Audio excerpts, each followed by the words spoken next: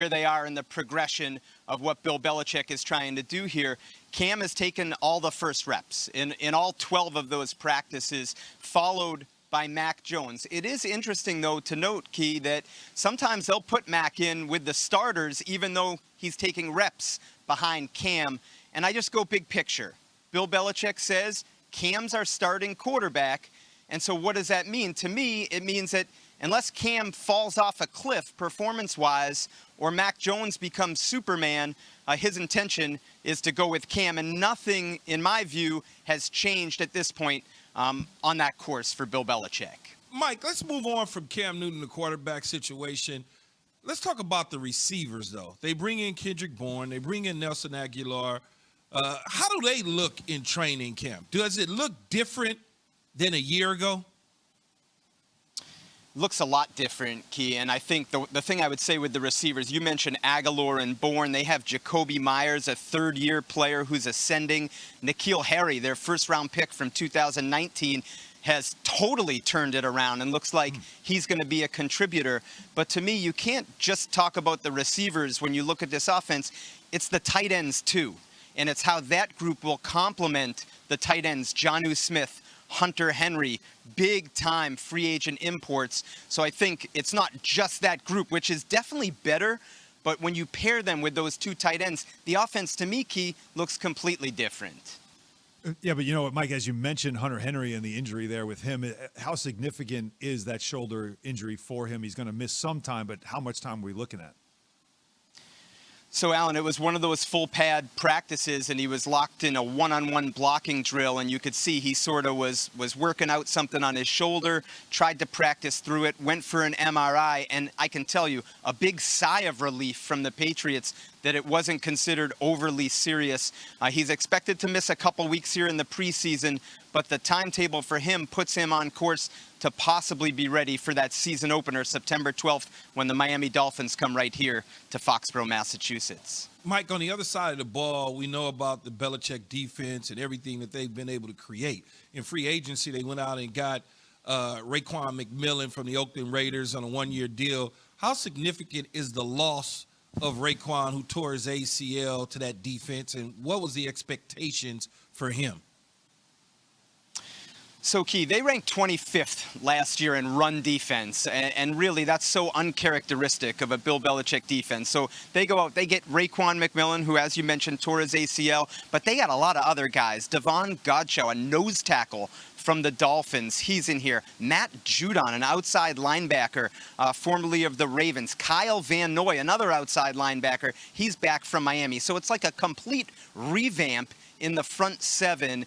And so McMillan was actually going to be on the edge between, starter, backup, niche special teams player. So it hits at their depth, but the core of what they're building on defense in that front seven is very much intact. And I'll tell you, on the practice field the other day, they were doing their first real goal line situation. And there was one play where the defense just stuffed the offense, which to me, you wouldn't have seen last year. So that defense looks a lot better as well.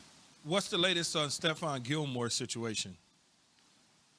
Status quo, Key. He's still on that physically unable to perform list, coming back from the quad injury. We know he's not happy with the contract situation, due a base salary of $7 million in the last year of his deal. And as I understand it, nothing has changed at this point, but he's still here. He's actively involved in meetings, and teammates say that he's right there with him, coaching them along the way as he rehabs from that quad. Mike Reese joining us right now on the show, right there at Patriot Place, Gillette Stadium, right behind him. They have a welcome back sign. I don't know if you see it on the Matrix board behind you. I don't know if that's for you or for everybody else, but it's great to see you there, obviously in person. We will see in week 4, we will see Tom Brady there as well, and maybe getting a welcome back. But in the years you covered him, as Bruce Arians said, all his starters are going to play in the preseason at some point. Did Tom Brady play a lot in the preseason, and would this be out of the norm for Brady to play as the Buccaneers are planning to try to repeat?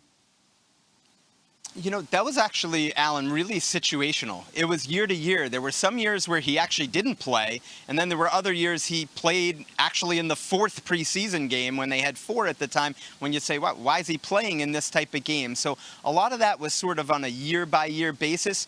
But knowing Tom, just from having covered him for 2 decades, I would think he wants to play just to get in the rhythm. And from what I understand down there, Bruce Arians wasn't happy at one of their practices this past week. So I would think he probably wants to get in there. Yeah, I mean, you imagine that's something that they want to shake off some of the rust of the offseason. I got one more for you, because Key believes that, you know, the veterans are the guys that you go to decide about a young quarterback, right? Like, so for instance, in Chicago, he was given the example that you'll know about Justin Fields by if, you know, whether it's, Khalil Mack or somebody goes up to the coach saying, hey, that guy's good, like he could play, or maybe even to the media. So what should we make of Trent Brown saying that Mac Jones, he thinks he could be special? Because Key's now saying, it doesn't count. Yep. Well, I was right there. That was actually my question to Big Trent. Picture that, Key. You got 6'8" Trent Brown and 5'4" Mike Reese there side by side. I needed my stepladder, and I said to him, Twins. I said, what's your impression of?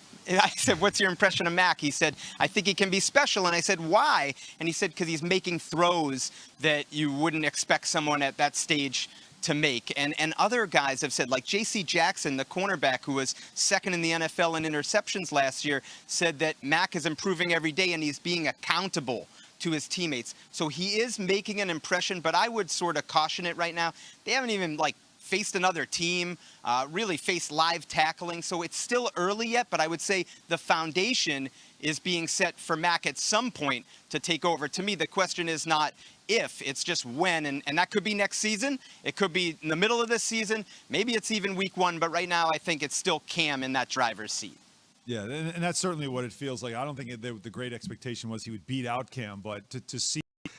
I'm like, damn, man. Yeah. But which way, what should I do? So everybody's like, man, we're going to go home. Make a So run baby for it. got to go to sleep, whole deal. Yeah.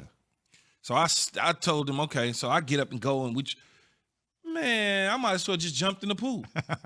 It's just crazy, it's stupid. Because at least in Florida, I know it's coming. All right, I can look at it, No I'm like, oh, way. it's coming. Can I add this to was the my- story? No, Yeah, I know Evan's it's coming. This was my favorite part of the video. Is Key goes, Yeah. we got to move the show to either L.A. or Florida. Florida. Like, Key, it rains in Florida much more But out of at nowhere. least I know it's coming. You would have known No it was way. coming You if you looked at the don't. weather app. You But don't. why Yeah. should I look at the weather app if it's clear skies and I know at this time of year It's anything August. could happen in Yes. Florida? I've lived there. I've played there. I get it. But this was not the case. It rained every 30 minutes in Florida.